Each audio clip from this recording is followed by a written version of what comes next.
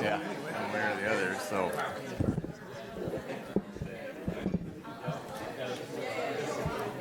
All right, good morning, everyone.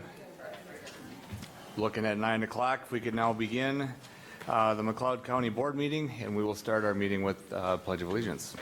I pledge allegiance to the flag of the United States of America and to the republic for which it stands, one nation under God, indivisible, with liberty and justice for all.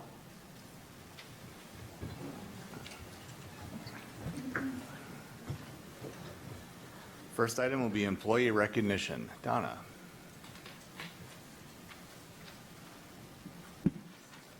Good morning, everybody. Thanks for coming. We've got some current former supervisor for Karen. Karen has been with McLeod County for 32 years. She is heading into the next chapter of her life for retirement, so we're super excited for Karen. I was just talking to some coworkers, and they're excited, but they are feeling a little sad. A lot of good knowledge leaving, and you'll be missed. So again, I've got the current supervisor and a former supervisor that are going to come up and say a few words, and I'll have Karen come forward. And I will present your plaque. Congratulations. All right. And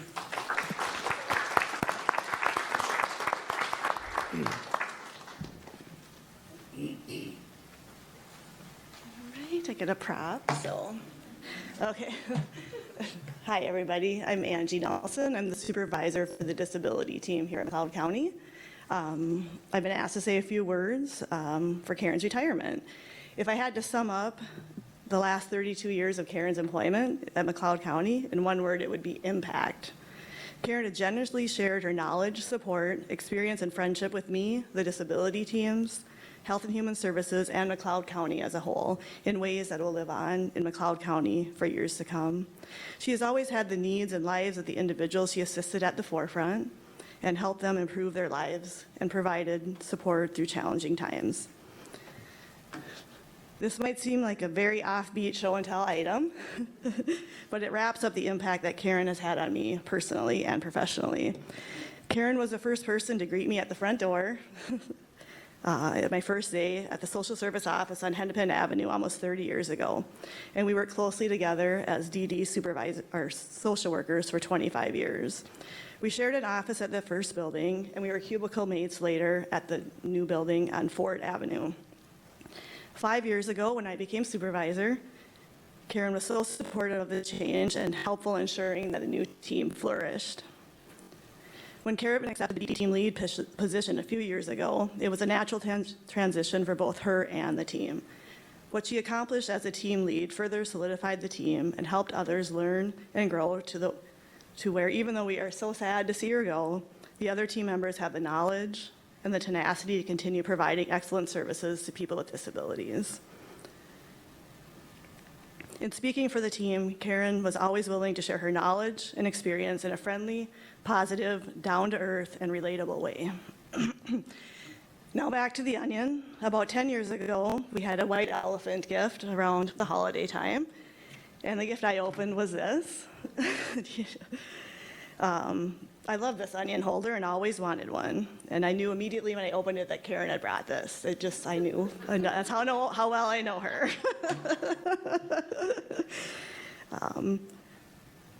I chose not to trade it, even though the game allowed that.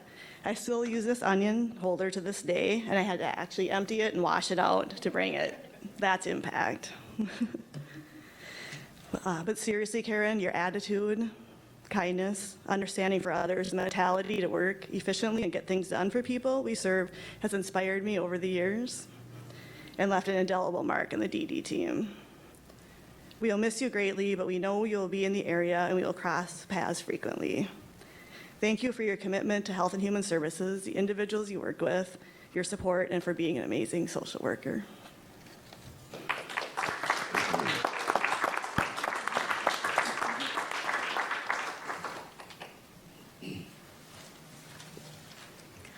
I'm Donna Burke.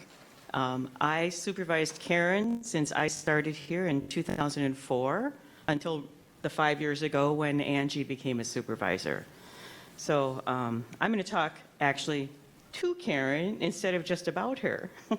So I have known and worked with you for a long time, since September 7th, 2004. That's the day I came to McLeod County. And at that time, you had already been at McLeod County for 14 years. Being in one job for 32 years is a long time, something most of us will never achieve, and I will tell you, that is not on my bucket list. However, the number of years is not the most important way to define your time with McLeod County. The more important measure, as Angie has said, is the impact you made.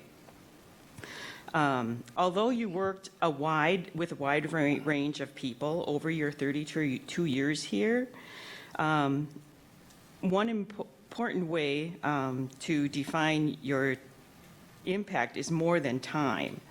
The more important measure is the impact that you've made on others. You focused on serving a population of individuals with developmental disabilities and the many challenges that go along with that. As a case manager, you've helped to find and authorize services, coordinating them so that it can assist the people with completing their daily activities, improving their health, providing socialization, encouragement, and support. Case managers focus primarily on coordinating, securing, authorizing, and monitoring the delivery of services. You have consistently gone above and beyond by developing honest, supportive relationships with the people and families you've worked with. Some of the achievements that you've made over your years include that for many years, and maybe all of your years, because I haven't been here the whole time since you've been here, you've been our delegate for the Minnesota Social Service Association. And you've been diligent in informing us on what's happening and getting input from us on anything that they were asking for. In 2014, March of 2014, Karen won the MSSA Outstanding Staff Achievement Award, which she earned over and over and over again. That was presented at the MSSA 121st Annual Training Conference. Part of the reasons she won this award is for consistently demonstrating outstanding service to clients, for consistently performing at an excellent level, for consistently using her personal skills and experience to help create a positive, client-focused work environment, and for participating in and promoting the work that she does, and she's recognized for her commitment to human services as a whole. Karen's valued by the agency and coworkers for contributions to that work team, to the work teams she's worked with. What I know about Karen, what I know is that Karen says what she thinks and what she believes, regardless of what anybody else might think.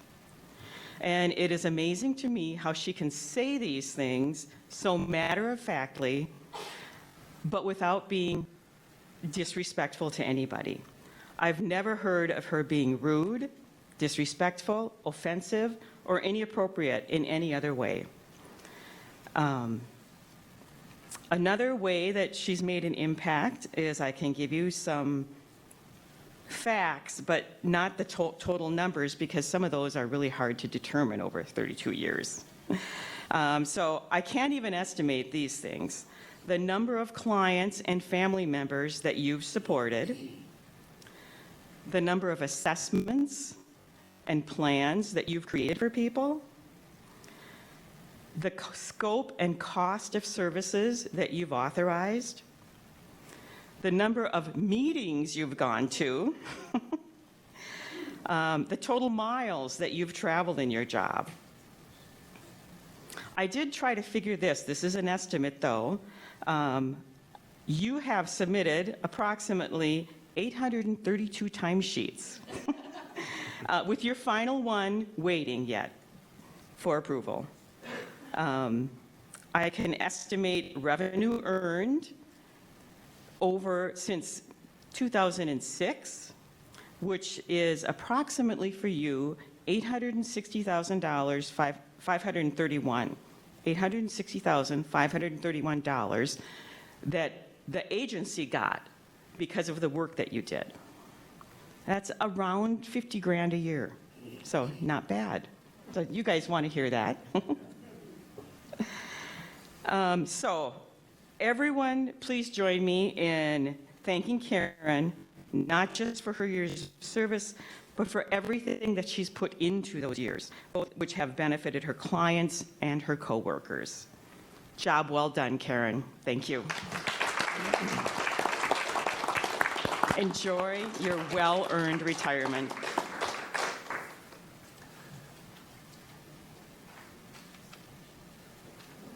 Karen, I'll just add, out of 32 years, I think I've been here for approximately half of that, and your name has been on paperwork all the time.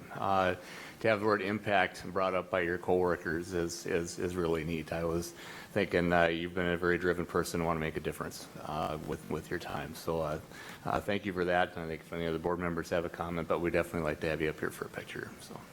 I just want to say I've been really, really fortunate to work with, people with developmental disabilities, some of the best people in the world, and people who take care of them are also, and people who work with me doing that, and supervisors. Last few years I've really enjoyed working from home.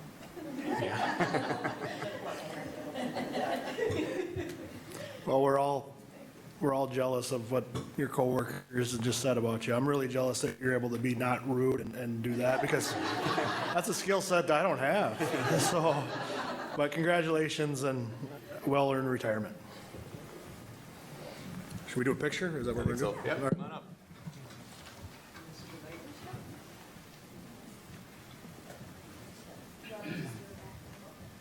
Right between the flags, we've been doing them.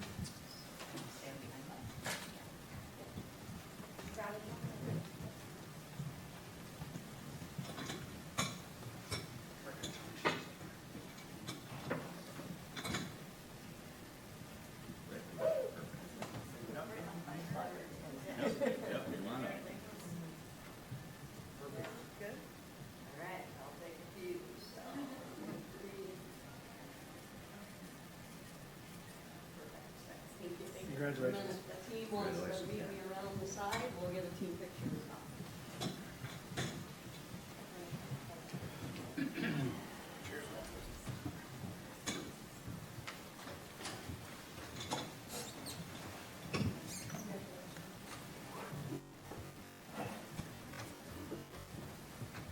It's always a nice way to start out the board meeting, and I think we have some pretty neat opportunities in our agenda to keep that going here today. Our next item will be consideration of agenda items. I have an item to add, Mr. Chair. Okay. Under building maintenance, I need to add item 8B, please. Consideration, the sheriff's office server room air conditioning unit went out on Friday afternoon and is needed immediate replacement. It can be installed by Friday if approved. It's been a consistent issue for the last couple of years with having problems with the unit. It's recommended we replace the whole system instead of replacing just the compressor. And we need a consideration of approval for a quote from Foster Mechanical to replace the unit in the sheriff's office server room at a cost of $9,460 with the funds from E911. Item 8B under building maintenance. Okay. Okay, we have one addition. Is there anything else to today's agenda? Move to approve with the addition. Second. Okay, we have a motion by Kruger, second by Nagel, to approve today's agenda items. Is there any discussion? See none, we'll proceed to vote. All in favor, say aye. Aye. Opposed? Motion carries. Consent agenda. No changes, Mr. Chair. So moved. Move to approve. Motion by Nagel, second by Second. Luthens, to approve today's consent agenda. Is there any discussion? Seeing none, we'll proceed to vote. All in favor, say aye. Aye. Opposed, motion carries. Our next item will be McLeod for tomorrow. Matt Troscott.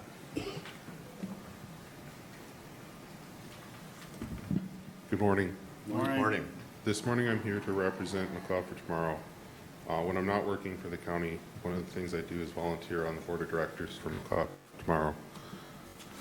And I currently serve as chair on that board. With me today are several members of the McLeod for Tomorrow Board of Directors, Andrea Matheny, Lisa Waller-Marsh, and Carrie Kunkel. Two additional members were unable to be here, Sue Kaiser and Jocelyn Buckentine. McLeod for Tomorrow would like to thank you and the county for all the support that you've given them over the years. And today we want to provide you an update on some changes coming to our program. For those that are not familiar with McLeod for Tomorrow was formed in 2007 by a group of citizens and business leaders and county with assistance from the bridging program at the University of Minnesota Extension.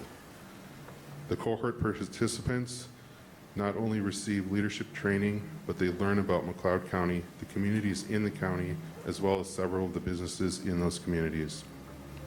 The program is one day a month, September through May, for a total of 9 days, with extension educators providing a half-day training and the other half-day on learning about the county, communities, and businesses. About 2 years ago, the University of Minnesota Extension Service began planning for changes in how they deliver their training to our program. These changes are designed to help Extension be more sustainable with limited educators and allow them to expand these types of programs to other counties that wish to start them. This fall, we will have a new format. This new format has us partnering with different counties. McLeod for Tomorrow has been partnered with Meeker in Motion, and we will have 4.5 cross-county days where cohort participants from both programs come together for a full day or leadership training provided by extension educator. The remaining 4.5 days of the cohort will be in-county days on our own without an extension educator, and will consist of learning about the county, communities, and businesses, as well as recapping and exercising the topics learned during leadership training days. We have added a half-day civic project for a total of 9.5 days of the cohort. In May of 2022, we worked on the civic project in Broughton, building out their community garden. In May of 2023, we helped Equal Access near Hutchinson complete a portion of their sensory trail. The upcoming cohort, which starts in September, will be our 15th year.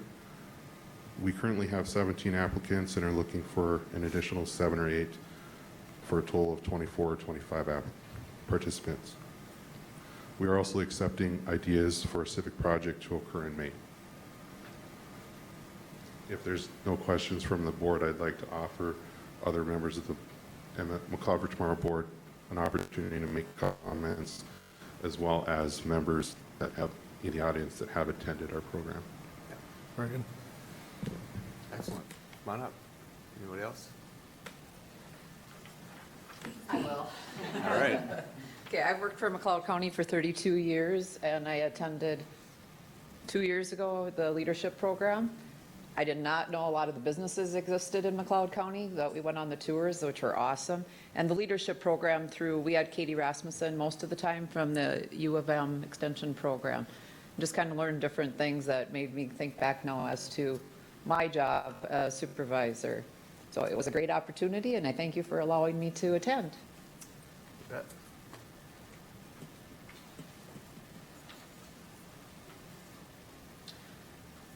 Hello, I am Carrie Kunkel, and I am an alumni and the treasurer for McLeod for Tomorrow. This is my second term as treasurer. And so I'm not originally from Glencoe. I moved here to start a family. And when I saw that the program was available, I immediately was intrigued because I'm always looking for ways to advance my leadership skills and get involved in the community. And plus, I didn't know much about McLeod County or the area that I was living in. So after the program, I can say that the leadership skills were very high quality that I was able to bring back to my employer, which is in McLeod County, and then I was also able to bring it back to the community in ways that I felt were passions of mine. So I've started a few different projects. I'm on committees and boards. So it just really sparks to me, it sparks the philanthropy piece in the participants that are in the program, along with just getting to know McLeod County and learning that you really have all that you need in McLeod County. You don't need to go into the cities or down to Mankato for the things that you need. They're all right here. So I really appreciate that about the program. And now I'm looking forward to the program going forward, partnering with Meeker in Motion, and now we get to learn about the county right next to us and what they're up to and their businesses and network with those people, along with getting to, keep learning about McLeod County as well. So it's been really great. We sincerely appreciate it. Thank you guys. And we're looking forward to another great year ahead. So thank you. Thank you. I'll just say one thing real short. I just joined the board, and I'm very thankful to have the opportunity to be part of the board. I was an alumni. I did the class a couple of years ago, and it gave me lots of tools of how to build upon myself and to help build with others and just work together, and a lot of leadership skills out of that. I have taken that, and I've been really trying to go out and encourage others to join this program. It is something that I think a lot of people could benefit a lot from in our community. There's a lot of places that we work together with that have a lot of connections that we didn't even realize have the ability to connect together. And I just found a lot of really great things out of that. So I want to thank you for allowing me to have that opportunity to be part of this. Mr. Chair? And that's Andrea Matheny. She's our Human Resources Generalist. Sorry, but not all the public knows you like we do, and we're very lucky to have Andrea on our team. I went through the program in 2010, and that was before I was in management. I was enrolled at Concordia University in St. Paul. I had gone back to school for my second career because I was in the real estate business when the market went way down. And Matt has been there the whole time, and I want to thank Matt for his commitment to the program. I can say that to date, it's still one of the best investments of time that I made. I talk about McLeod for Tomorrow to many people, and it's also the reason I knew that I wanted to work at McLeod County someday. It was actually a goal of mine after I had met people in the program. Katie Rasmussen was the best mentor and a very good leader of the program, and I was lucky to have that opportunity. But Matt, thank you so much for your time commitment. It is very valuable. Yeah, we hear a lot of good things about the program. I'm so glad that you're here to join us today to talk about them. Whether it's the difference it makes in your workplace at home or your ability to have more community impact is very, very valuable. And again, we're glad to be able to support that program here through different ways. So other board members have any comments about the program at all? Mr. Chair? Go ahead. If I might, thank you to McLeod for Tomorrow for appearing at our meeting this morning. A few years ago, I got a call from someone, and they mentioned they were looking for businesses in Lester Prairie to tour and participate in, and at the same time, if I could secure a site for them to do their meeting. And I did, and I attended their meeting, and when we went through the list of businesses that were open and available for tours, it didn't take long, and all of a sudden you realize it's way more than what you had thought of. So appreciate that the group is interested in our communities in McLeod County, and appreciate the things they do for McLeod County. Thank you very much. Thank you. Anyone else? Can we have a photo with the board members who are here for McLeod for Tomorrow with the commissioners, please? Okay.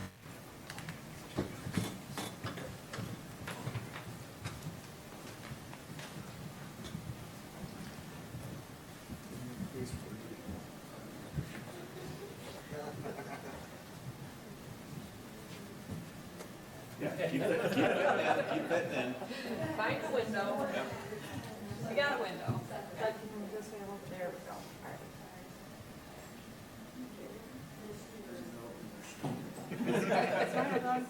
There you go. Thank you. All right. Thank you, guys. Thank you. And how your wife said this morning on Facebook.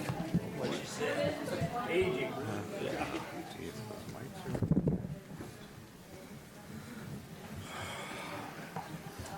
She had a nice picture of a deer underneath a tree. Well, we will continue with our kind of community reports by calling up our many ladies representing our extension service today. So I'm not sure what their order is, but I'll just give you the... We're the sea of maroon this morning.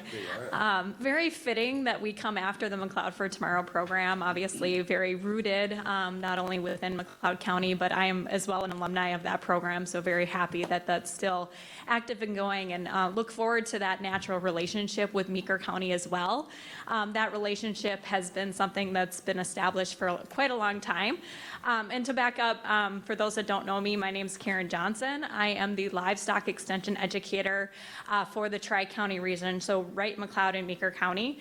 With me today I have Taylor Herbert. She is our crops educator. Emily Hansen, our horticulture educator. And we also have our two wonderful extension interns as well. We have Allison Wright and Natalie Newman, and all of these ladies will have a brief chance to share some details about our programs here in just a little bit. But to kind of back up, in late 2021, the kind of scope of extension really looked very different. There was one educator, myself, that covered any topic related to any of these expertise areas. And the idea of joining in with Wright County came to the table of trying to expand the area, but also being able to add some people to our equation to be able to specialize as well. So as of January of 22, we entered that partnership with Wright County and got the opportunity to add some people to our staff. And so before, you had one person that was about 75% in McLeod County, and now you have access to 3 people that represent one full-time person that's doing work within McLeod County. And it's really working quite well, and we look forward to sharing a little bit more of that here. And so we are fully staffed now, really excited to be able to share that. We had some transitions. So as of June of 2022, we had Emily join us. So she's just over a year in her horticulture position. We did previously, last fall, we had shared that the crops educator had left his role. And so as of January of this year, we were able to rehire that crops position. So we have a new face, Taylor, and she'll share a little bit more about that in just a little bit. But whoever's controlling our PowerPoint, if you want to extend that, thank you. So a little bit about the background of our program. So all 3 of our programs are really built on a foundation, and it really comes down to these 4 steps. 1, we really have to take time and understand the people that we're working with, access not only the cropping systems, which is, I'm sorry, we borrowed this slide. So we also assess, in my terms, livestock and horticulture for Emily, and really get a better understanding of what the needs are and how we can better connect the university resources to those local needs. 2, we develop what we need to get some of those resources out, so some of our public outreach you can see there, but really also developing those PowerPoint presentations so we can get out in front of people and meet people where they are currently at. 3, it's developing that program, what it looks like, how we can share those resources, and usually that comes in a couple of different ways, from one-on-one technical service to actually putting on an event that we open up to anybody and everybody to take on that topic. And then finally, we always do some evaluation and continuing to better our programs year after year so that we can have something that is sustainable and worthwhile for the members here in McLeod County. All right, so I'm going to take over from here a little bit. So first, just what is our extension philosophy? And Karen already touched on this a little bit. And it's to really work with the people that we are serving in our community to create those learning opportunities for them, or with them, not for them, right? So this does include kind of finding a balance of what the needs are, right? So there's several different roles that we do fill. And one of the ways that we really do get a lot out of these positions is by working with other groups. So we'll go over some of the groups that we work with, and it's really an exhaustive list. When we put it together, it's kind of surprising all the different groups that we do end up working with. So building those relationships is really, really important, and that's one of the big things of Extension. We really, focus on relationship building, and then again, designing and implementing programs. So whether that be, finding the correct venue, developing the agenda, what are the needs, and then also making sure that we have positive learning environments for our participants. And then another big aspect, of course, working with the university, we are unbiased, research-based extension educators. So we are giving out information that, we're not trying to sell anything. We're trying to really give information that is useful and so that folks can make their own decisions and use resources that are based at the university. And then also communication and outreach is another, larger aspect. Just making sure that those resources are getting out to folks, whether they come to our events or not. So making sure that we get some bulletins out, we do some newspaper, lots of different ways of communication. And then finally, that technical assistance aspect, which I was going to look at the numbers this morning and I completely forgot how many technical assistance calls we've actually gotten in McLeod County since January of this year, and I think it's around in the 90s, to be honest. They're high. It's high. Yeah. I was going to say it might be close to 100 now. But when we looked for one of our county commissioner or our extension committee meetings, it was in the 80s, and that was like a month ago. So quite a lot of technical assistance. Next. All right, so here is, as promised, the list of all the different groups that we work with. So some of the really big ones, there are some local government organizations that we do work with, so your Soil and Water Conservation District, NRCS, FSA, county feedlots, lots of different groups. I won't read all of them, but there are quite a lot. And then also with some schools, we work some with kids as well. So even in our parks departments, some programs that they put on for kids, like some education days, we are also able to provide education there in the areas of, cropping systems, horticulture, natural resources, livestock, things like that. And then also Emily works really closely. That's, her major role is working with master gardeners. So doing a lot of work out in the community there as well and helping folks, get the best out of their gardens and helping coordinate that volunteer group. And then, finally, there's also some kind of more of the commodity groups that we work with as well, just to get that information out to those folks as well.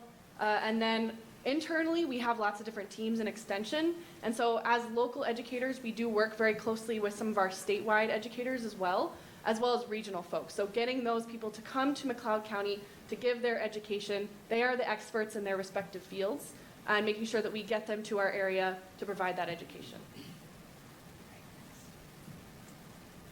So like Karen said, I've been here for a year, and about this time last year, I was here at this board meeting introducing myself for the farm family, so I thought I'd give a refresher of who I am in case you guys forgot all the specific details about me. I'm originally from Buffalo, Minnesota, and I went to Buffalo High School where I participated in FFA my senior year. I did all sorts of different events because I knew I wanted to go to college and major in agriculture.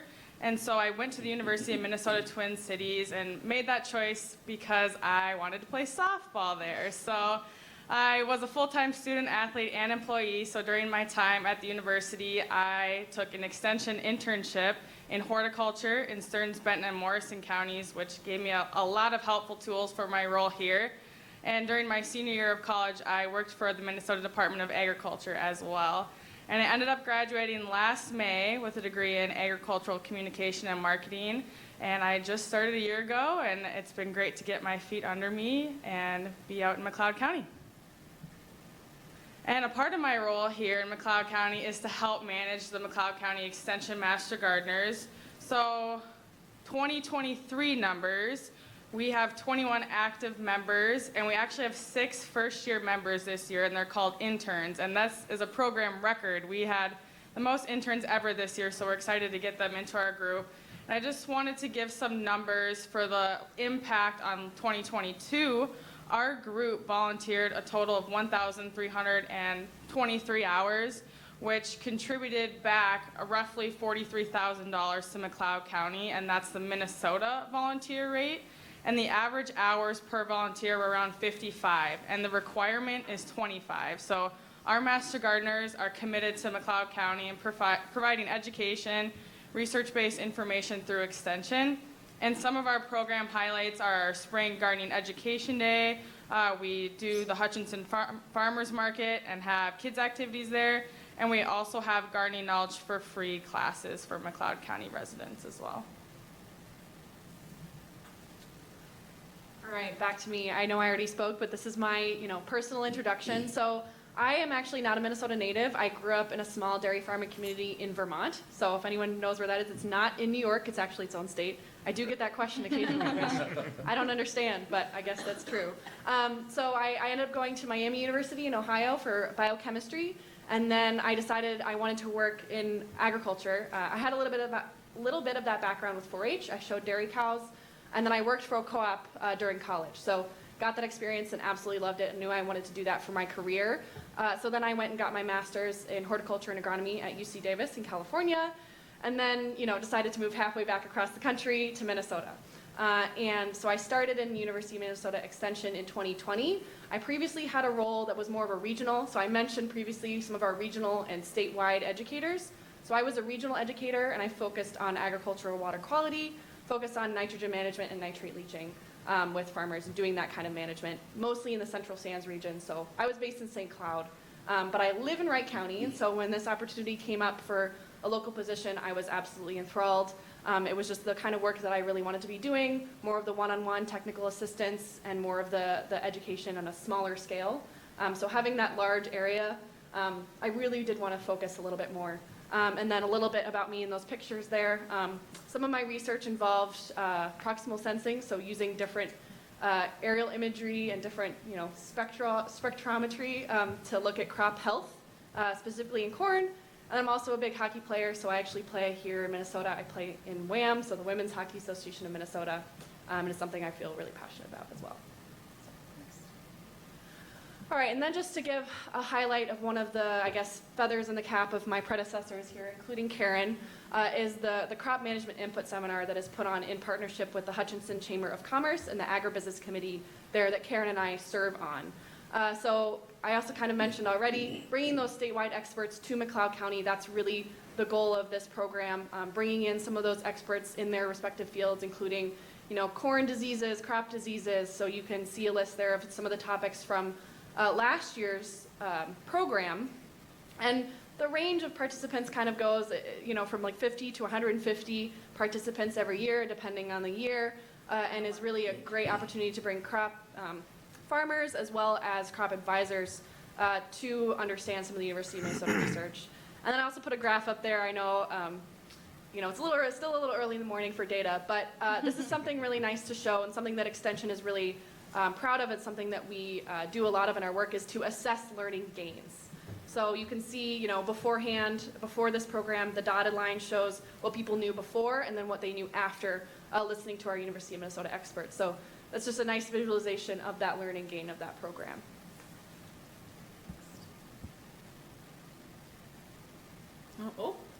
There should be one bit further back.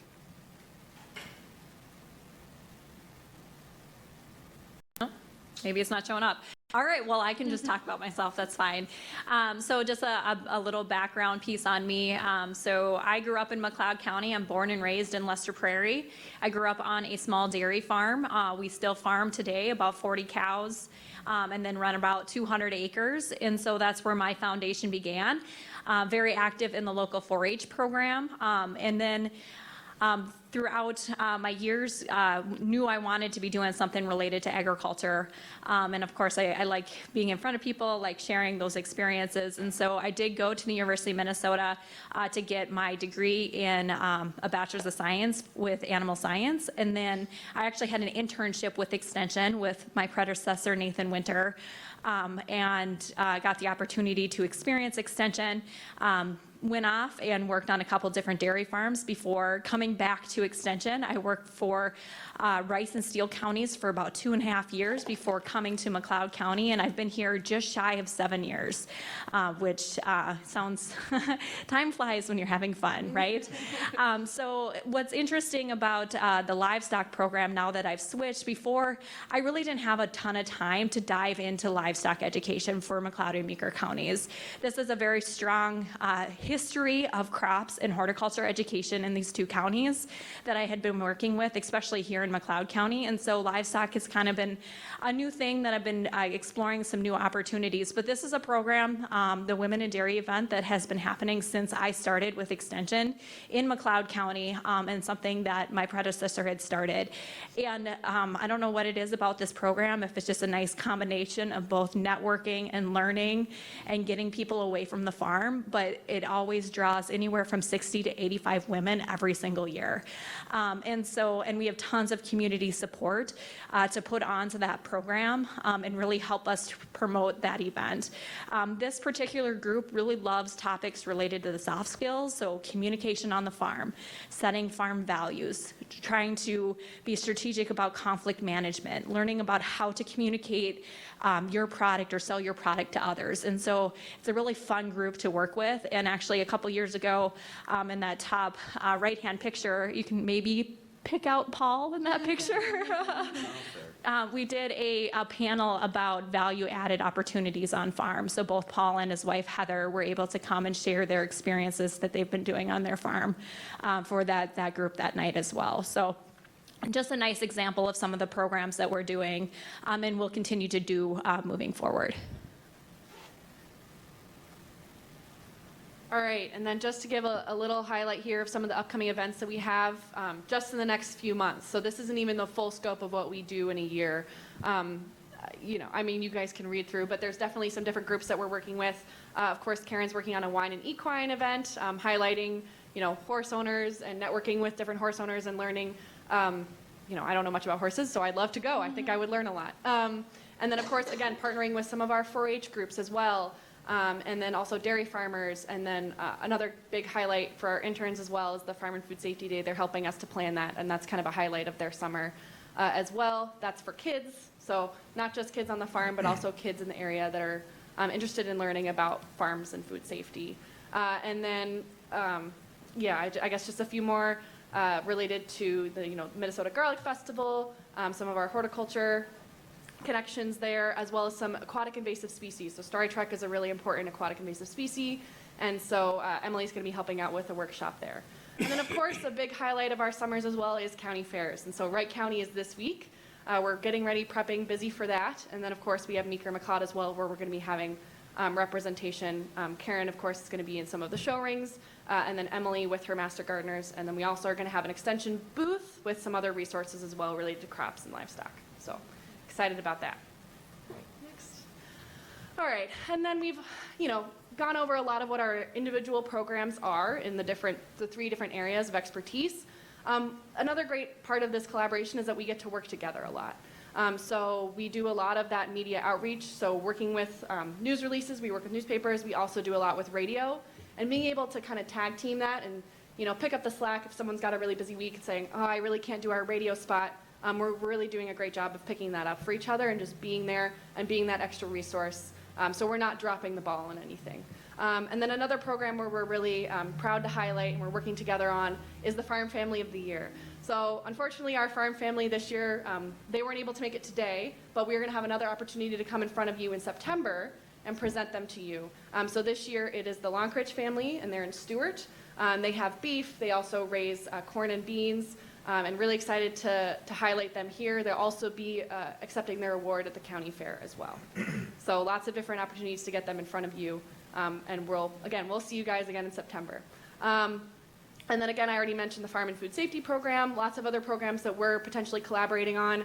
Karen and I have kind of been throwing around ideas. That's another great part of this partnership, is that we can bounce ideas off each other and potentially work together. So a forage field day where Karen does the livestock aspect and I would do the forage management, the crop management side of it. So again, supporting each other, it's a really great partnership. I think us 3 ladies it's been really nice to have, the two of them to work with, especially as I'm new in this position, to bounce ideas off of and to just to have that in my back pocket has been really great. So, all right. And we have two other great additions to our team here, and I'll let them introduce themselves. But we have Allison Wright and Natalie Newman, and they'll introduce themselves and give you an idea of what they've been doing this summer and what they've learned. So as Emily said, my name is Allison Wright, and I'm serving as the livestock intern this summer. This fall, I will be a junior at South Dakota State University. I'm studying ag communications and animal science with with a minor in PR. And something unique about my position this year is I'm serving a second year in this position. Last year I did the crops and horticulture and the livestock, and this year I'm able to do the livestock, and then I worked a little bit with Taylor on the crops a little bit, learning more about that side.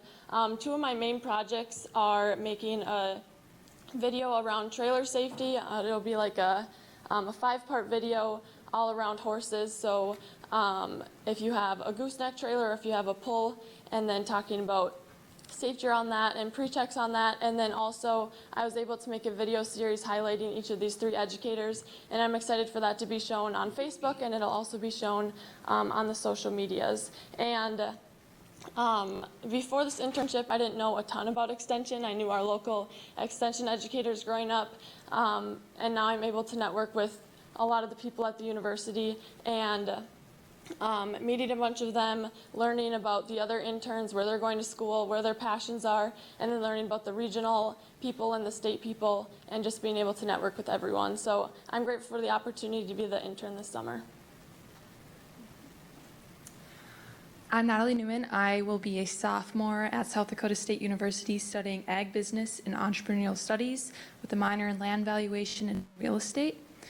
I am the extension crops and horticulture intern, so I work really closely with Emily and Taylor in those roles. I work a lot with the Master Gardener program, so I'm beginning to finish up a video series of highlighting our Master Gardeners, celebrating their 20 and 15-year milestones within our programs. Also finding the time to do some recruitment videos for them as well. We are working really closely with our extension interns with professional development this summer. So being able to meet the other interns across the state, from all the way up in St. Louis County down to Mankato and even Pipestone down south, as well as learning what their roles are and how they do their county programs and how they're different from ours. At the beginning of June, we got to meet them, and then a couple weeks ago, we did our professional development meeting in the Twin Cities. So learning about more extension professionals and learning about professional development as well. And then just to wrap up our discussion here, the big piece that we want to get across to you all is that this Tri-County partnership is very productive because we all have a shared direction and a purpose, and we're focused on different areas. And a part of that too is the support between each other and all of the other educators across the state, and just collaborating. And we also can reach more collaborators as well, so different stakeholders. And it's not just Karen by herself anymore. It's not just someone else by themselves anymore. It's all 3 of us, and so we love working together, and we love supporting McLeod County in this role. And then we just wanted to give our contact information right here. And if you would like to sign up for our monthly newsletters that we have, you can follow that link. And then also follow us on Facebook to stay up to date on our current events. And also take a look at our videos that are going to be coming out soon from Allison. So thank you for having us this morning. We really appreciate it. Thank you. Well, I'm very impressed that you ladies were able to join us today. And I'll just go through some things that I wrote down. Karen is a McLeod County native from Nathan's district. Her passion for the livestock industry shows every day. She understands the importance of the livestock industry, not only from what it does for our economy, but our community connections as well. Taylor, that's been all over the place and brings a lot of different, different skills, assets, and an interest in things like cover crops and some others that, as a matter of fact, tomorrow a project, she had mentioned building relationships. There's a project tomorrow at the Hutchinson FFA plot with our Soil and Water Conservation District where Taylor has supplied some of the cover crop seed where they're going to do some research study there. So that's an example of those collaboration things that that this group is able to come up with. Emily, it's a good thing that she was a sports star in college because it's my understanding we keep her running pretty hard. Keeping up with 3 different Master Gardener programs is a lot, and I don't think we knew how much we needed a full-time horticulture specialist until we actually had one. And so it's just been really cool to watch what this group comes up with. The internships, of course, they got to put a plug in there because Allison is here, my daughter. But I'm always a strong supporter of internships. But what they get to do is really cool. Like was mentioned, they get to to go to see all these different programs, understand more about how the university operates, and over again, it's the connections that you make constantly. It's the connections that you make. A few months ago, the 3 counties between McLeod, Meeker, and Wright got together with our county extension committees and had a discussion about how this is going. And we all just kind of blew up at the same time how dynamic this team is. These 3 ladies bring a form of energy and teamwork that we didn't even plan on. They play off of each other, they add to each other, they sub in for each other. It's really amazing to watch. So our investment in extension, I don't know if we can say we get it back tenfold or 100-fold or more, but very impressed with what you brought this morning. Thank you. Thank you, Paul. Mr. Chair? Yep. Yeah, I agree. The energy that you guys show is unbelievable. I'm kind of overwhelmed by all the different avenues that you have, and I hope people utilize them. I mean, I'm thoroughly impressed. Thank you. Thank you. Mr. Chair? Yes. I'd like to thank the group for coming in and doing their presentation this morning, and let you know that I really appreciate the color coordination that you're all wearing today. It was not planned, so we're very good at branding. Yeah. I do have a question. Maybe I can address it to Taylor. I saw one of the workshops coming up called Starry Trek. Can you explain that a little bit? Yeah, I think Emily's running that, so I'll let her speak. Emily, then please explain that for me. Yes, so like I think Taylor was talking about this, we have state and regional educators, and then there's a state aquatic invasive species group, and they put on state workshops that are available for local educators. And so there wasn't one currently in McLeod County, so I thought, why not step into this role and take this on? And so we will be training volunteers to recognize what starry stonewort looks like in our lakes so they can report it, and we can, start to save our lakes a little bit more from aquatic invasive species. So I actually have that training tomorrow, and then we're planning on training the volunteers at Piepenburg Park on August 19th. So if you're interested, you can show up as a volunteer and come and learn about starry stonewort and how to recognize it. Well, that sounds great. I'm very impressed with the plan and what a worthy cause it will be, and appreciate that interest by you. Thank you, Emily. Yeah. Any other comments? Mr. Chair. Yep. Tyler, thank you for working with us this summer. Very interesting and fulfilling. And Karen, we're working with the university, with Skyview Dairy. The veterinarians are coming out there and doing projects, not just for a day, month after month. So a lot of students are coming there. So thank you very much. All right, anything else? In your spare time, you couldn't work on a rain dance, so I know. We're trying. Spare time, what's that? Well, we would like you to come up here and have a picture with the board, so you have that to share. Thank you. Perfect. I know you are.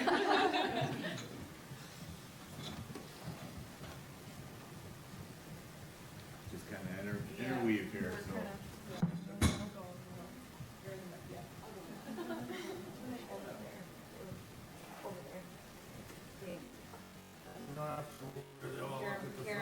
Yeah, they were. Gerald, that way, a little bit of, there you go. Thank you. We'll see you in September. I'll see you in the newsletter. Yeah, you'll see the newsletter.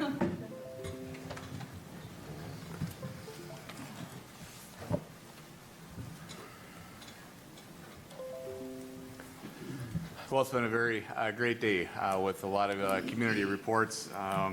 And then we kind of have to go back to the things that we usually see in our agenda, but it is part of the workings of county government. So next up, we will call jail.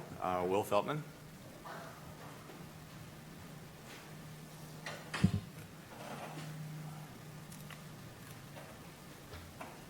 Yeah, good morning.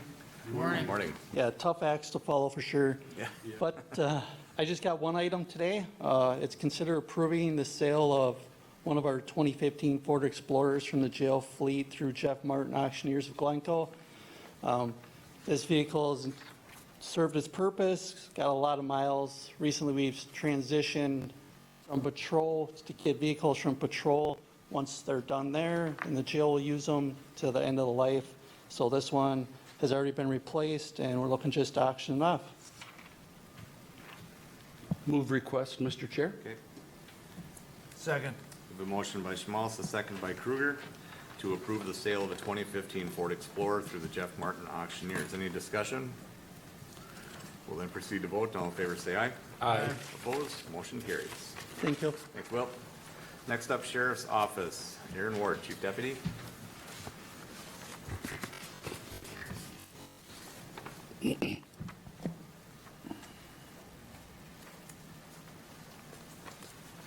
Good morning.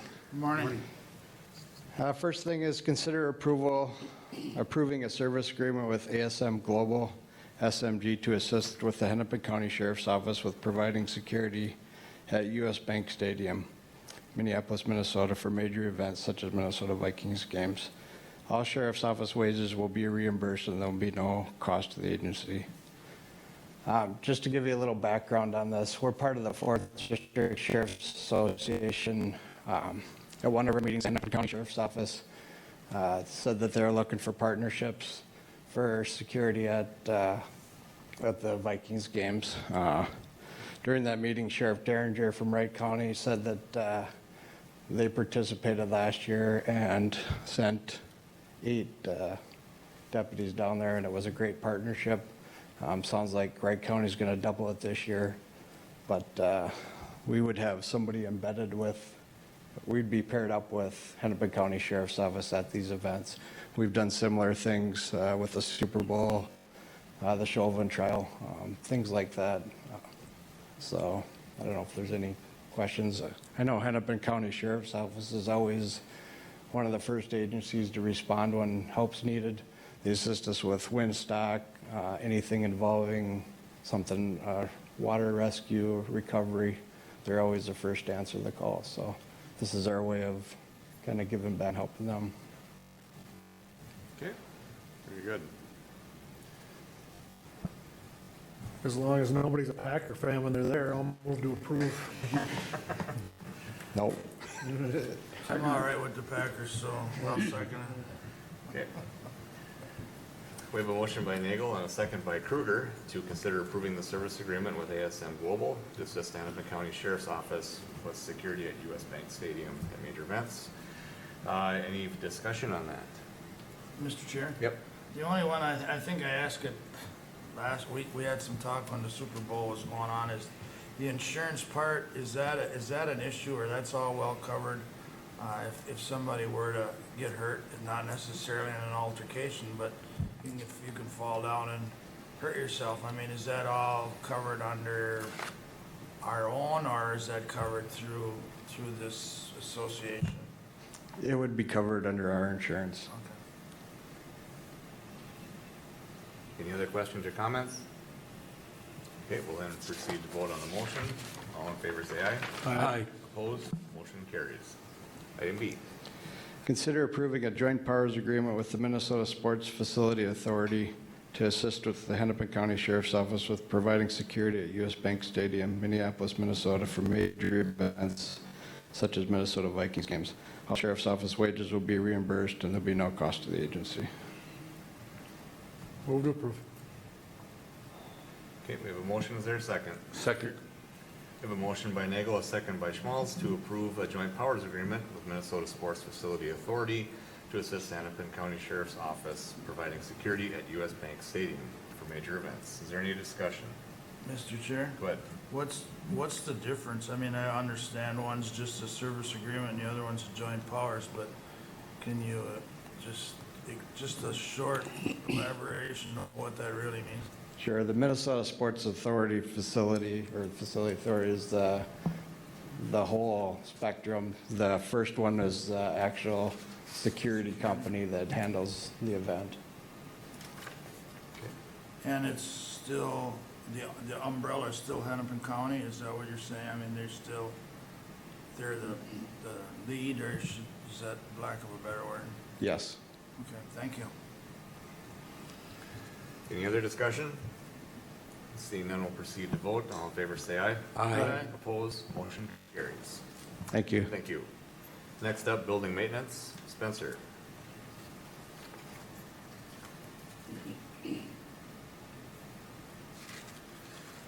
Good morning. Morning. Consider approving quotes from CNC Contracting for crack repairs in the parking lots of McLeod County Courthouse and Government Center at a cost of $19,750 with the funds from the Courthouse Building 01111 and Government Center 01113 budgets. The quote for the courthouse parking lot is $12,900. The quotes for the Government Center parking lot is $5,900 for the east lot and $950 for the south lot. MR Paving and Excavating also provided quotes for $1,100 for crack repairs in the Government Center south lot and $6,800 for the crack repairs in the center, the east lot. Then we did also get quotes for seal coating, but at this time we're not going to pursue them. Mr. Chair? Go ahead. I'll make a motion to approve to get discussion. And second. That's fine. A motion by Kruger, second by Schmalz to approve the quotes from CNC Contracting for crack repair on the parking lot at a cost of $19,750. Is there any discussion? Mr. Chair? Yep. How did you determine not to seal coat? I mean, I know, and it's important, and it's not that long ago that we did do a whole chip and seal, but how do you determine that? Just by, do you have somebody come in, or do you just look through it, or how do you go through it? I did speak with Tom from CNC, and Okay. he said we could get away with seal coating, and then actually there's another product, it's called Replay. I spoke with Andrew just briefly about it, and so that's something we would look into, probably doing that down the road. He said crack filling is probably just more critical at this point right now, so I was just holding off on the other one. No, and it is, and I'm glad to hear that you said you're in contact with Andrew, because obviously the longevity of the lots are going to depend on keeping the water out, so. Yep. Thank you. Mr. Chair? Go ahead. Yep. Yeah, and I concur with that assessment. Crack repair would be of greater importance than sealing the top. And I think, once the cracks are addressed, I believe then, you will look at a seal in a year or two. So I believe we're going down the right road. And also with the quotes, happy that we can do business with a McLeod County-based contractor as well.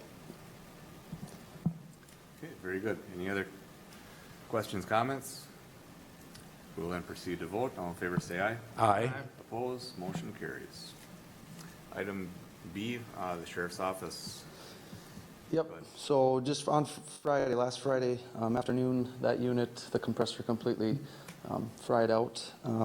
Spoke with Seth from Foster Mechanical and there in Hutch, and, we weighed the options of, what it would cost us to replace the compressor itself, but with the age of it, we were looking to consider approving a quote from Foster Mechanical to replace the AC unit in the Sheriff's Office server room at a cost of $9,460 with the funds from the E911 account, 25285.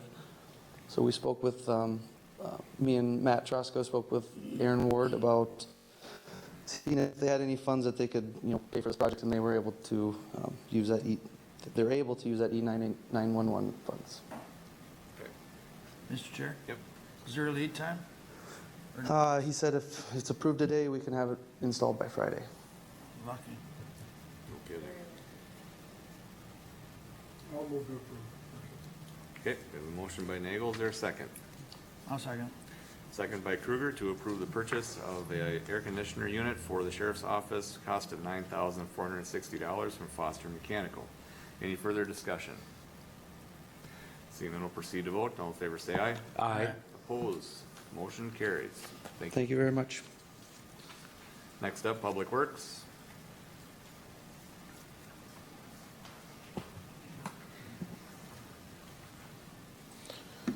Good morning. Before we get into the agenda items, I would like to introduce our new Parks and Recreation Manager, John Jerebick. John came to us from the city of Glencoe and before that, the city of Silver Lake. So I'd like to invite John up here to introduce himself and to the board, and yeah.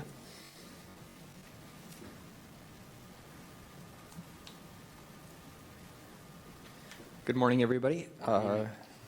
Know all of you from previous discussions and attendance at the county board meetings, but I'm happy to be working for the county now in the Parks and Rec Manager position.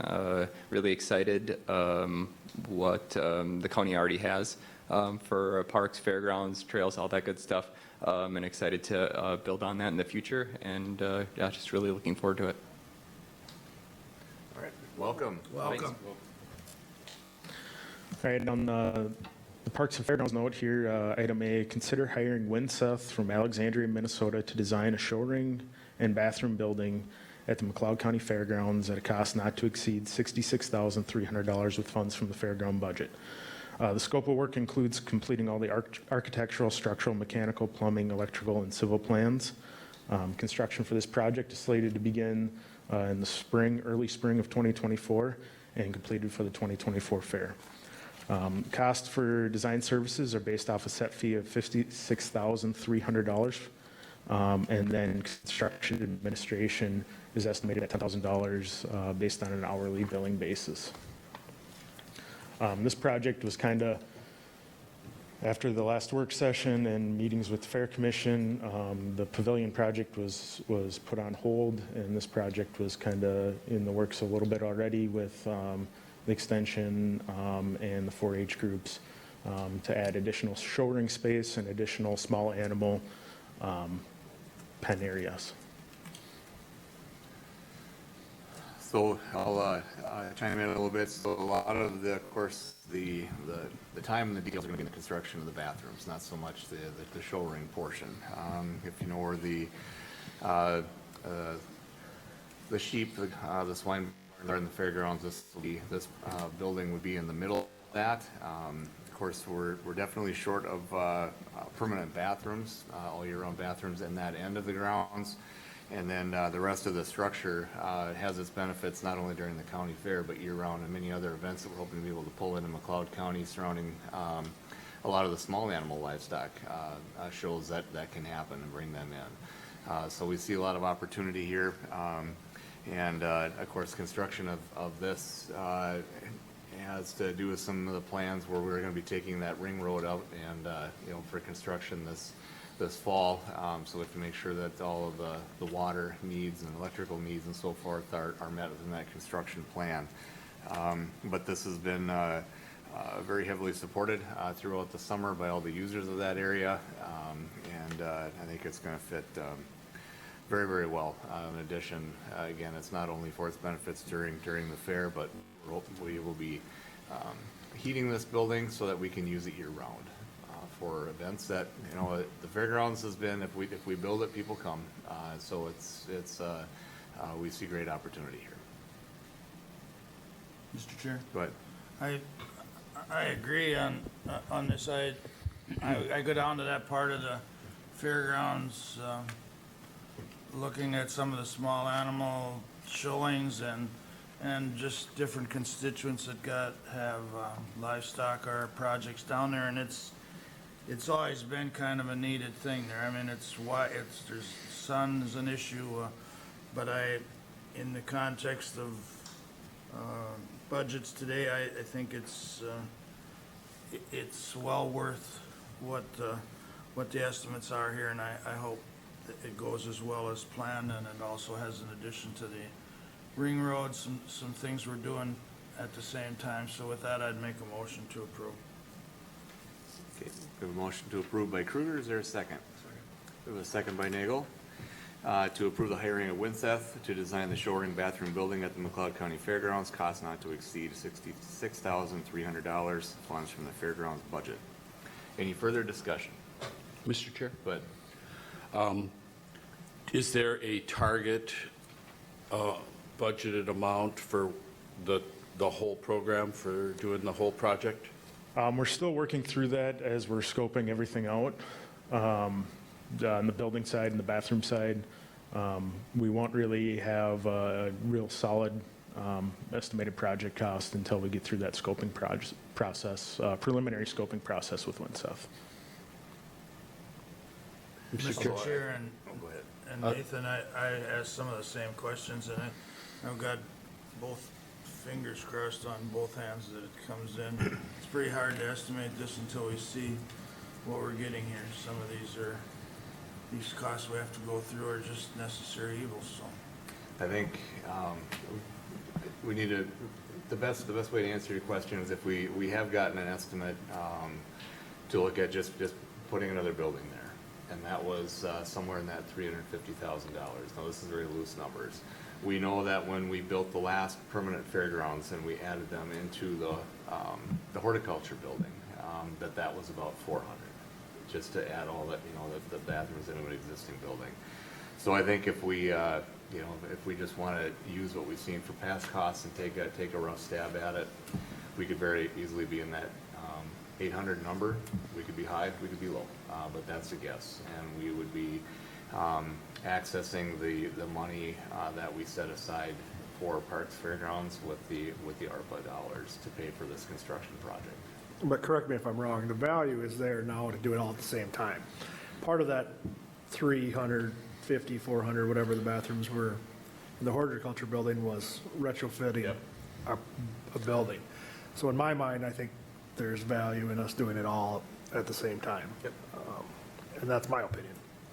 Yep, and we're also looking at simplifying the bathrooms, not putting shower stalls in the set of bathrooms, which will also, decrease the cost. So that's why I wasn't really forthright with giving you an estimate, because I'm not confident, even ballpark numbers at this point.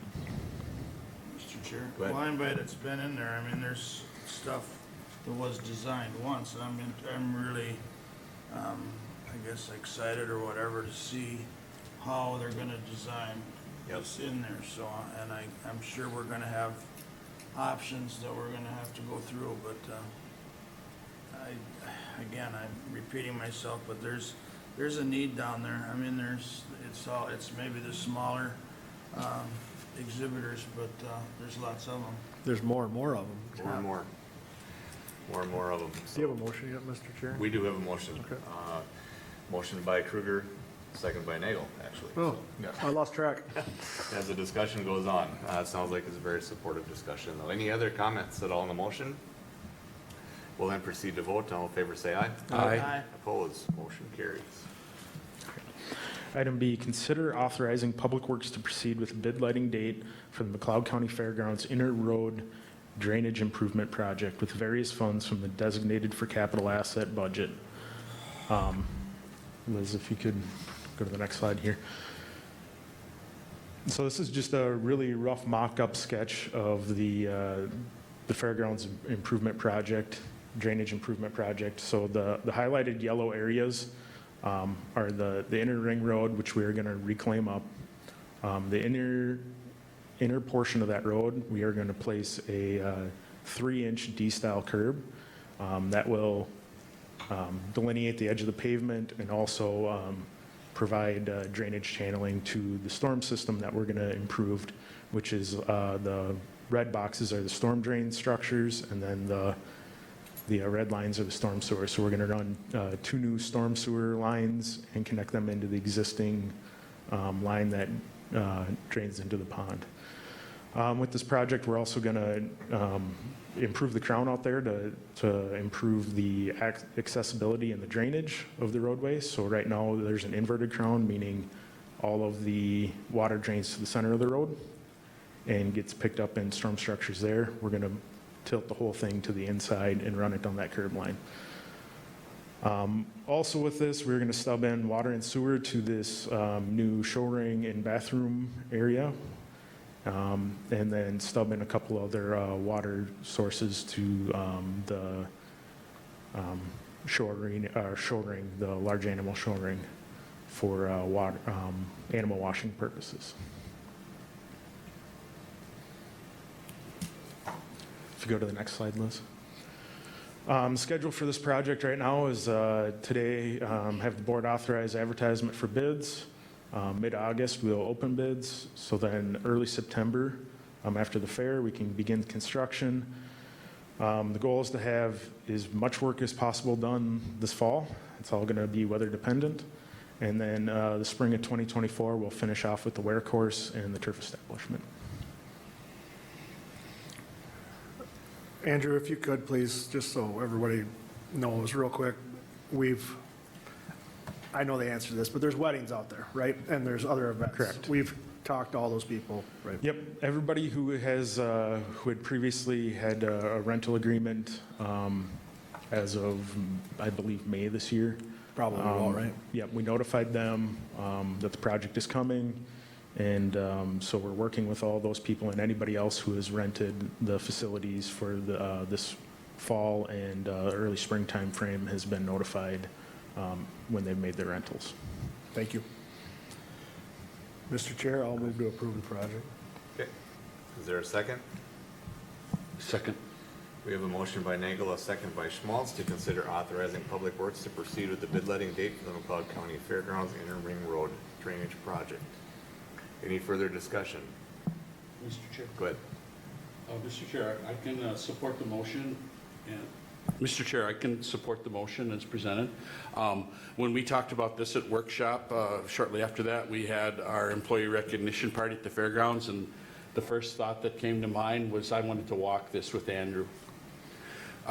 Noting that all the foot traffic that we have at the fairgrounds, we've got to make sure that we get the curb style that we really want and need for the safety of our public. Mm-hmm. So I believe that Andrew has researched it, and we discussed curb designs, and the drainage is kind of self-explanatory to upgrade the whole roadway area. So with that noted, I will support the motion. Okay, very good. Thank you. Any other questions or comments? Okay, we will then proceed to vote. All in favor, say aye. Aye. Opposed, motion carries.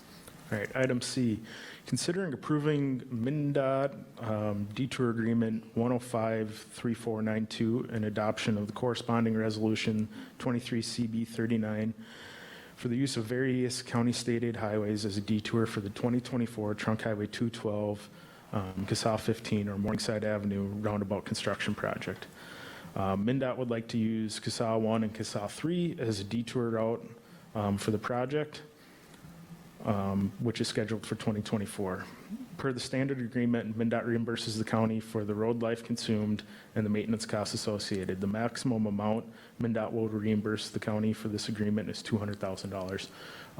I believe right now they're kind of estimating $110,000 being kind of the median dollar amount.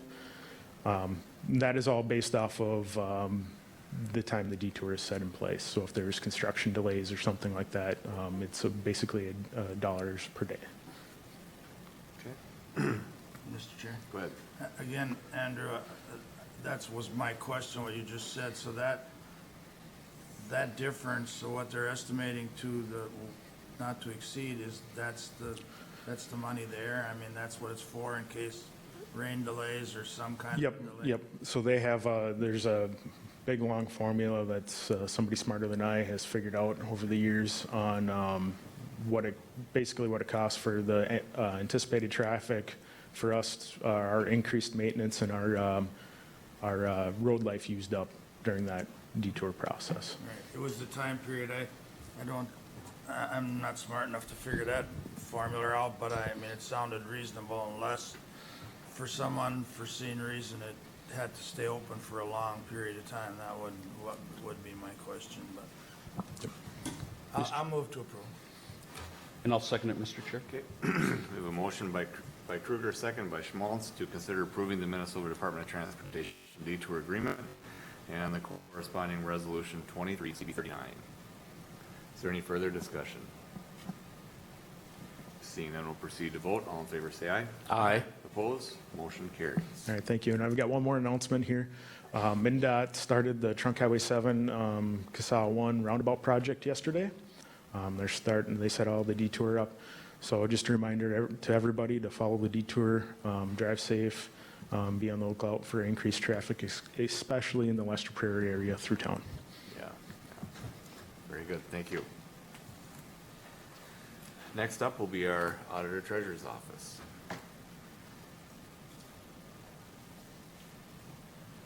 Good morning, everyone. Morning. I have 2 items today. The first is to consider approving approximately 24,000, well, actually not approximately, the deposit was made, $24,793.24 of funds from the Minnesota Department of Public Safety, State Driver and Vehicle Services into the McLeod County License Bureau Revenue Fund to be available for future license center needs as authorized by the McLeod County Auditor Treasurer and Deputy Registrar 084. In 2023 Minnesota Session Law, House File 2887, the Omnibus Transportation Policy and Appropriations did designate a $6 million one-time compensation for all Deputy Registrar offices. Distribution was based on the previous fiscal year's total motor vehicle transactions by individual office as compared to all other offices combined. Initial data estimated the transactions processed by the Glencoe Deputy Registrar Office 084 totaled 18,362 out of 4,449,481 total transactions completed by the Minnesota Deputy Registrar offices. Final numbers were pulled at July 1st, 2023, and the $24,793.24 payment was received late last week. Mr. Chair? Go ahead. I'm sure that the funds are needed, and with that, I'll move approval of the motion. Okay, we have a motion by Schmaltz. Is there a second? Second by Nagel to consider approving the $24,760.64 from the Minnesota Department of Public Safety, State Driver and Vehicle Services to McLeod County. Is there any further discussion? Excuse me, Mr. Chair. Yep. The amount is $24,793.24. Oh, It was recalculated okay, got it. after Okay, the agenda. close. Note that difference. Any further discussion? Then proceed to vote. All in favor, say aye. Aye. Opposed? Motion carries. Thank you. The second item B is to consider approval to set the terms, date, and basic sale price of the McLeod County Tax Forfeited Land Sale 2023A and adoption of the corresponding Resolution 23CB38, which was included in the packet. In November of 2021, the Tax Forfeiture Committee, consisting of Commissioners Kruger and Schmaltz, County Administrator, Assessor, and Auditor Treasurer, met to set the sales price on several parcels of land to be sold at auction. Per Minnesota Statute 282.01, previous tax forfeited sale auctions have been conducted on site by the County Auditor Treasurer. Statute has been revised and does allow real estate brokers and online sales.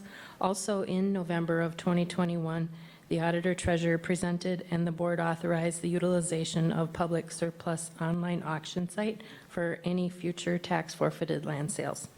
And just as a refresher, public surplus has been and continues to be used for online auctions by several Minnesota counties and other government agencies. Public surplus assures compliance with state and local regulations and policies while simplifying internal sales processes. There are no fees to the government agency, and the buyer's premium is set at 5%. McLeod County Tax Forfeited Land Sale 2023A shall have 3 parcels listed for sale with a sale date beginning August 23rd, 2023 at 10 a.m. Central Time and closing September 6, 2023 at 10 a.m. Central Standard Time. We will place a notification on our website, and we'll also be notifying the recurring members who request that notification. And since this is new and online, we will also notify the city clerks of the parcels where of the land where the parcels lie. Mr. Chair? Yes, go ahead. I will move Resolution 23-CB-38. Okay, we have a motion by Small. Is there a second? I'll second the motion. We have a motion and a second then to consider approval to set the terms, date, basic sale price of McLeod County Tax Forfeited Land Sale, Resolution 23CB38. Is there any further discussion? Mr. Chair? Yep. I can support the resolution as it's stated. I did read through the resolution, and it does state that McLeod County can refuse any and all bids on the properties, and that kind of works for me. So with that, I will vote in favor of the motion and resolution. Okay. Any other questions or comments, board? Seeing none, we will proceed to vote. All in favor, say aye. Aye. Aye. Opposed? Motion carries. Thank you. Next up, under County Administration, review of calendars. Commissioner Nagel.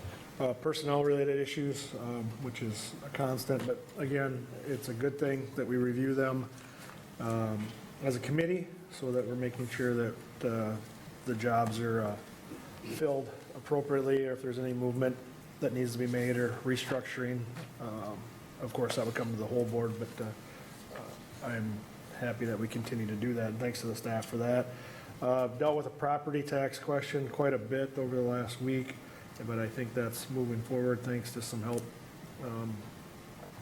from some others, and I appreciate that. And then spent quite a bit of time on some township road projects that were done throughout Macoma Township and the district that I represent. Worked with those supervisors. I think they did a nice job mediating some of the concerns and coming up with the answers that they needed without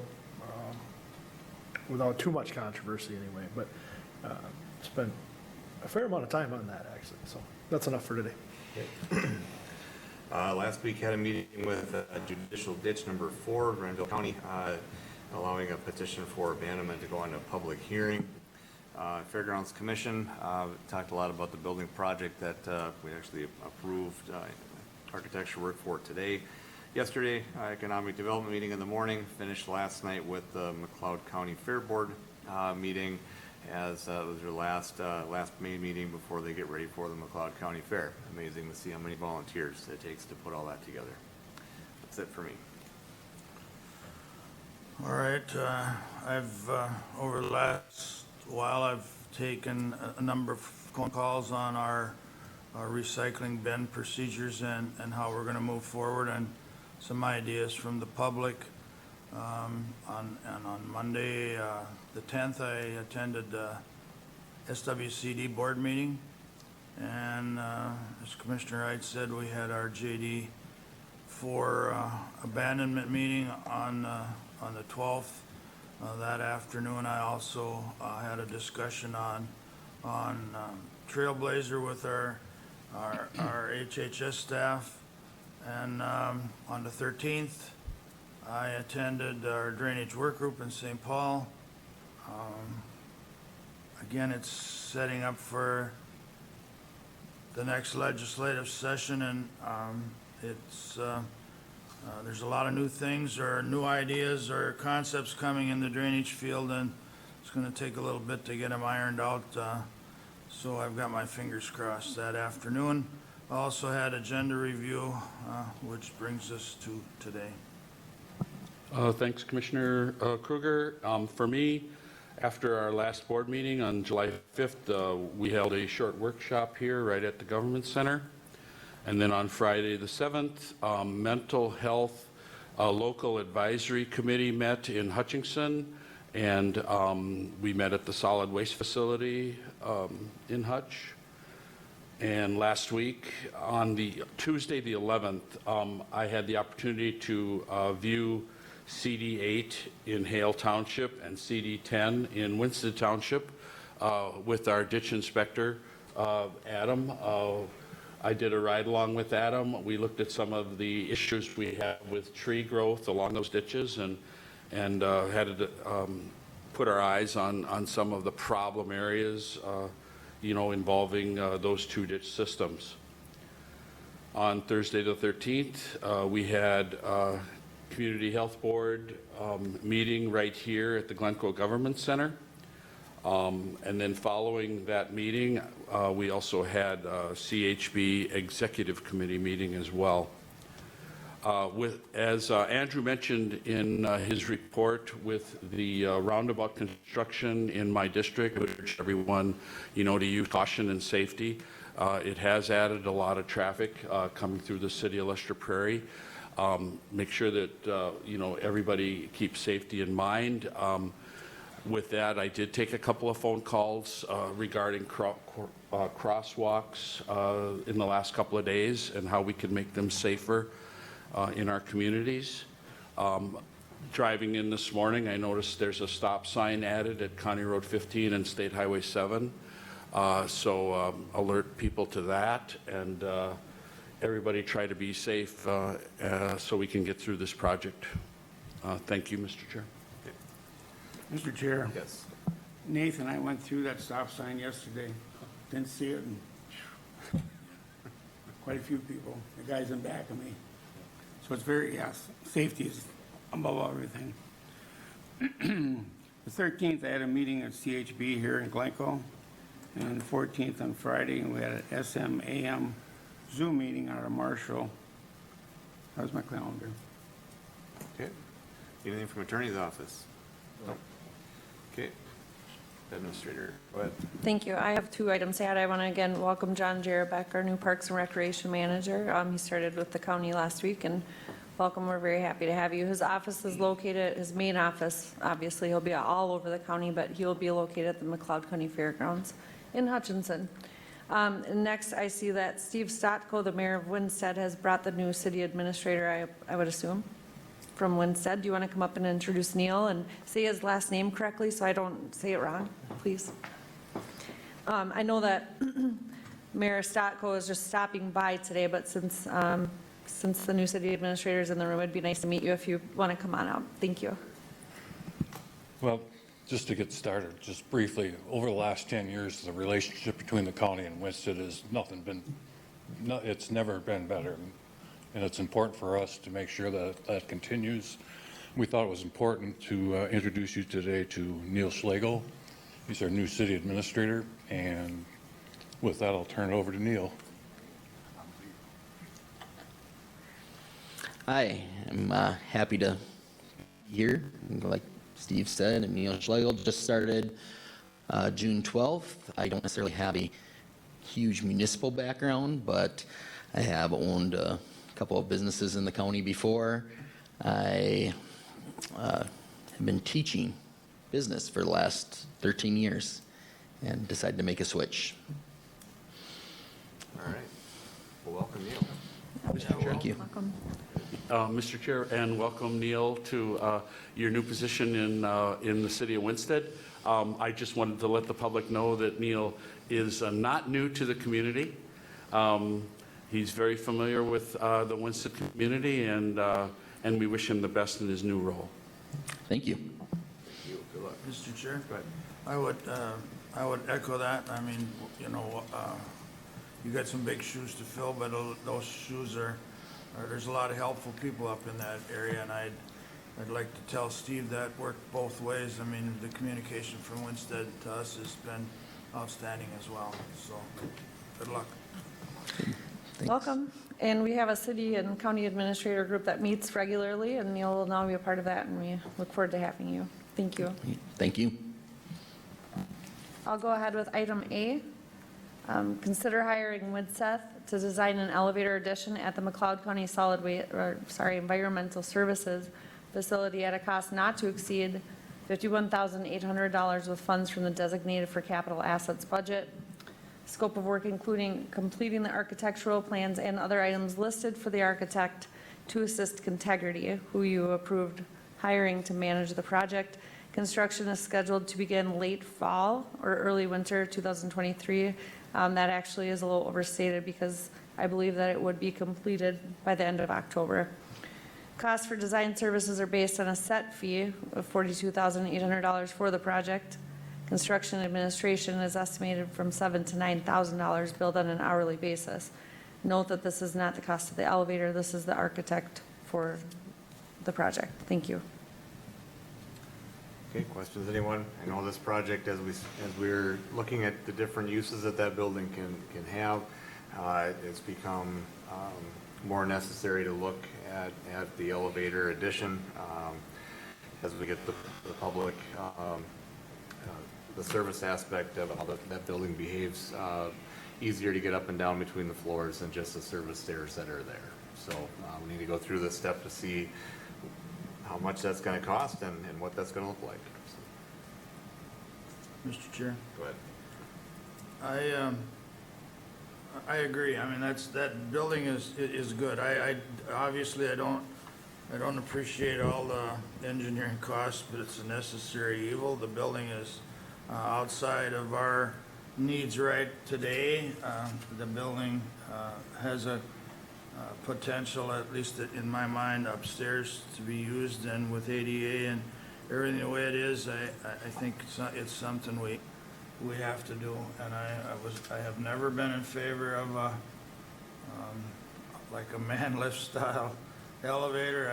That's just throwing the money away in my opinion. So with that, I'll move to approve.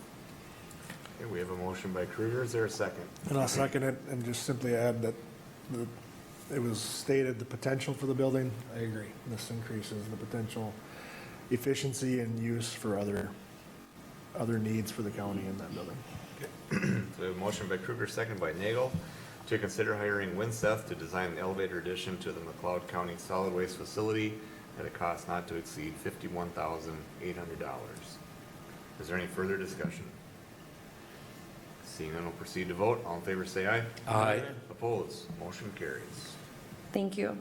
Item B, notification of board workshop following the board meeting on Tuesday, August 1st, 2023, here at the McLeod County Government Center, 520 Chandler Avenue North, Glencoe, Minnesota. Thank you. Okay, that completes our primary agenda items. Do we have anything for open forum or press relations that needs to come before the board today? Seeing none, we'll be looking for a motion to recess. So moved, Mr. Chair. We have a motion by Kruger. Is there a second? Second, Mr. Chair. Second by Schmaltz. To recess until our next county board meeting at 9 a.m. Tuesday, August 1st, in the McLeod County Government Center. All in favor say aye. Aye. Opposed? Motion carries. We'll take a few minute break before we begin our